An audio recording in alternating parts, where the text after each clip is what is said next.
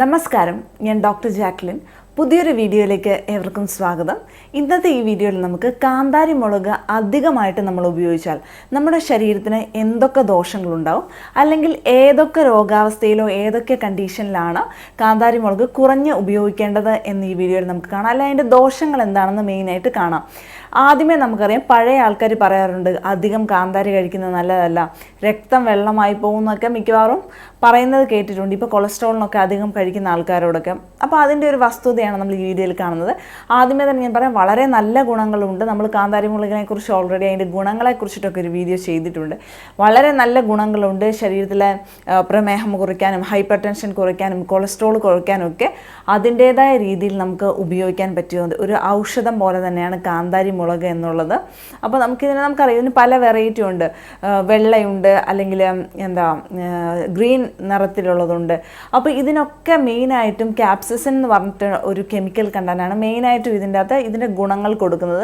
അത് തന്നെ കൂടുതലായാൽ വളരെ ദോഷങ്ങളും ഉണ്ടാക്കും.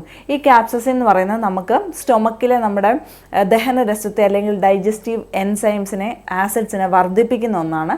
അതുകൊണ്ട് തന്നെ നമ്മളിത് ഒരു പരിധിയിൽ കൂടുതൽ കഴിച്ചാൽ, അല്ലെങ്കിൽ വെറും വയറ്റിൽ വളരെ കൂടുതൽ കഴിച്ചു കഴിഞ്ഞിട്ടുണ്ടെങ്കിൽ ഈ സ്റ്റൊമക്ക് ആസിഡ്സ് ഒക്കെ വർദ്ധിക്കുകയും അതുമൂലം നമുക്ക് എന്തെങ്കിലും നെഞ്ചരിച്ചിലോ അല്ലെങ്കിൽ ആസിഡ് റിഫ്ലക്സോ, ആസിഡ് പുറത്തേക്ക് അന്നനാളത്തിലേക്ക് കയറി വരുന്ന അവസ്ഥയോ അല്ലെങ്കിൽ വയറ്റിൽ പുണ്ണോ ഒക്കെ കണ്ടിന്യൂസ് ആയിട്ടുള്ള യൂസേജിൻ്റെ ഫലമായിട്ട് ഉണ്ടാവാറുണ്ട്. അല്ലെങ്കിൽ നമ്മളിപ്പോൾ ഓൾറെഡി ഒരു അസിഡിറ്റി കൂടിയ ആൾക്കാരാണെങ്കിൽ, നമുക്ക് നെഞ്ചരിച്ചിൽ, പുളിച്ചു തകട്ടിൽ അങ്ങനത്തെ പ്രശ്നമൊക്കെ ഉണ്ടെങ്കിലും ഈ കാന്താരി അധികം കഴിക്കുന്നത് ഈ പ്രശ്നങ്ങളൊക്കെ കൂട്ടും. അപ്പോൾ ഈ ഒരു കെമിക്കൽ കണ്ടന്റ് കാരണമാണത്. അതുപോലെ ഈ ക്യാപ്സിസിൻ എന്ന് പറഞ്ഞിട്ടുണ്ടെങ്കിൽ ചില മരുന്നുകളുമായിട്ട് ഇൻ്റർഫിയർ ചെയ്യാനുള്ള സാധ്യതയുണ്ട്, മരുന്നുകളുടെ ഗുണം കുറയ്ക്കാനുള്ള സാധ്യതയുണ്ട്. അപ്പോൾ നമ്മൾ പ്രത്യേകിച്ച് എന്തെങ്കിലും ഒരു കാര്യത്തിന് മരുന്നുകളൊക്കെ കഴിക്കുകയാണെങ്കിൽ, മെഡിസിനൊക്കെ കഴിക്കുവാണെങ്കിലും വളരെ കൂടുതലായിട്ട് കാന്താരി കഴിക്കാൻ പാടില്ല എന്നുള്ളതാണ്. അതുപോലെ തന്നെ ചിലർക്ക് ഇത് കാന്താരി മുളക് കുറച്ച് കൂടുതൽ കഴിച്ചു കഴിഞ്ഞാൽ തലവേദന ഉണ്ടാകുന്നതായിട്ട് കണ്ടിട്ടുണ്ട്. ഈ ക്യാപ്സിസിൻ എക്സസ് ആയിട്ട് ചെന്ന് കഴിഞ്ഞിട്ടുണ്ടെങ്കിൽ മൈഗ്രെയിൻ ഒക്കെ ഉള്ള ആൾക്കാർക്ക് പ്രത്യേകമായിട്ടും തലവേദന കൂടുന്ന ഒരവസ്ഥ ഉണ്ടാവാറുണ്ട്. അതുപോലെ സൈനസൈറ്റിസ് ഉള്ള ആൾക്കാർക്ക് പെട്ടെന്നൊരു കഫം ഇളക്കം പോലെ തോന്നുകയും ഒരു തലവേദന, സൈനസൈറ്റിസ് ആൾക്കാർക്ക് തലവേദന കൂടുകയും ചെയ്യുന്ന ഒരവസ്ഥയും കാണാറുണ്ട്. അതുപോലെ 2 വയസ്സിൽ താഴെയുള്ള കുട്ടികൾക്ക് കാന്താരി മുളക് അധികമായി കൊടുക്കാൻ പാടില്ല. സാധാരണ കുട്ടികൾ കഴിക്കാറില്ല, എന്നാൽ ചില കുട്ടികൾ ചിലപ്പോൾ കഴിക്കുന്ന കണ്ടിട്ടുണ്ട്. അങ്ങനെയുള്ള കുട്ടികൾക്ക് 2 വയസ്സിൽ താഴെ കാന്താരി മുളക് കൊടുക്കുന്നത് സേഫ് അല്ല.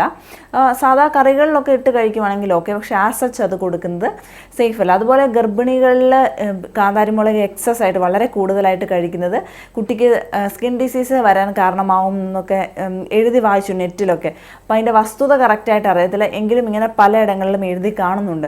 അതുപോലെ തന്നെ കിഡ്നി, ലിവർ, ഈ പറഞ്ഞ ഓർഗൻസിൻ്റെ എന്തെങ്കിലും അസുഖം മൂലം നിങ്ങൾ അതിനായിട്ടൊരു മെഡിസിൻ എടുക്കുകയോ ഒരു ട്രീറ്റ്മെൻറ്റ് എടുക്കുകയാണെങ്കിൽ കാന്താരി വളരെ കുറച്ച് കഴിക്കുന്നതാണ് നല്ലത്. കാരണം ഞാൻ നേരത്തെ പറഞ്ഞ പോലെ മെഡിസിനെയും ട്രീറ്റ്മെൻറ്റിനെയും ഒക്കെ ഇൻ്റർഫിയർ ചെയ്യാനുള്ള സാധ്യതയുണ്ട്. അതുകൊണ്ട് നമുക്ക് അധികം കഴിക്കേണ്ട, കുറച്ച് കഴിച്ചാൽ മതി. ചുടുവാദം എന്ന് നമ്മൾ പണ്ടത്തെ പറയും. അതായത് ഇപ്പോൾ കാലിൽ വരഞ്ഞ് കീറൽ, ഭയങ്കര എക്സസ് ഒരു ഡ്രൈനെസ് ഉള്ള ആൾക്കാർ, കയ്യിലെയും കാലുകളിലെയും തോലൊക്കെ ഇളകി പോകുന്ന, ഔട്ടർ സ്കിൻ ഇളകി പോകുന്ന കണ്ടീഷനുള്ള ചുടുവാദമുള്ള ആൾക്കാരും ഒക്കെ ഈ ഒരു കാന്താരി മുളക് വളരെ കുറച്ച് കഴിക്കുന്നതാണ് നല്ല. അല്ലെങ്കിൽ കുറച്ച് ആ ഒരു സിംറ്റംസ് ഒക്കെ കൂടാനുള്ള സാധ്യതയുണ്ട്. അതുപോലെ തന്നെ ഈ കാന്താരി മുളകിൻ്റെ എക്സ്ട്രാക്റ്റ് കിട്ടും. അതുപോലെ നെല്ലിക്ക കാന്താരി സിറപ്പ് എന്നൊക്കെ പറഞ്ഞ് കണ്ടിട്ടുണ്ട് വളരെ കൂടുതലായിട്ട്. അല്ലെങ്കിൽ കാന്താരിയുടെ മാത്രം സിറപ്പൊക്കെ കിട്ടും.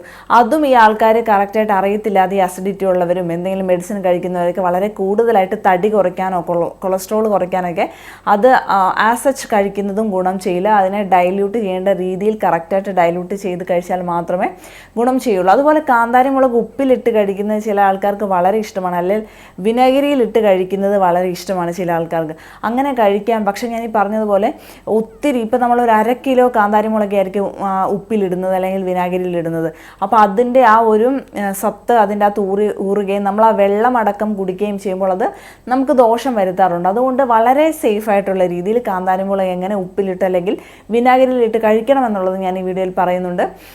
അതെങ്ങനെയാണെന്ന് വെച്ചിട്ടുണ്ടെങ്കിൽ എത്ര കാന്താരി മുളകാണോ നമുക്ക് ഇടേണ്ടത്, ഉപ്പിലിടേണ്ടത്, അത്രയും എടുത്ത് കുറച്ച് വെള്ളത്തിൽ ഒരു 10 മിനിറ്റെങ്കിലും തുറന്ന് വെച്ച് വേവിക്കുക എന്നുള്ളതാണ്. അപ്പോൾ നമുക്ക് തന്നെ മനസ്സിലാകും അതിൻ്റെ ഒരു എരിവ് കണ്ടന്റ് അല്ലെങ്കിൽ ക്യാപ്സസിൻ അത് അതിൻ്റെ ഒരു മണം അല്ലെങ്കിൽ ഒരു എരിവ് റൂമിൽ തന്നെ അല്ലെങ്കിൽ കിച്ചണിൽ തന്നെ ഫീൽ ചെയ്യുന്നതാണ് കുറച്ച് നേരം കൊണ്ട്.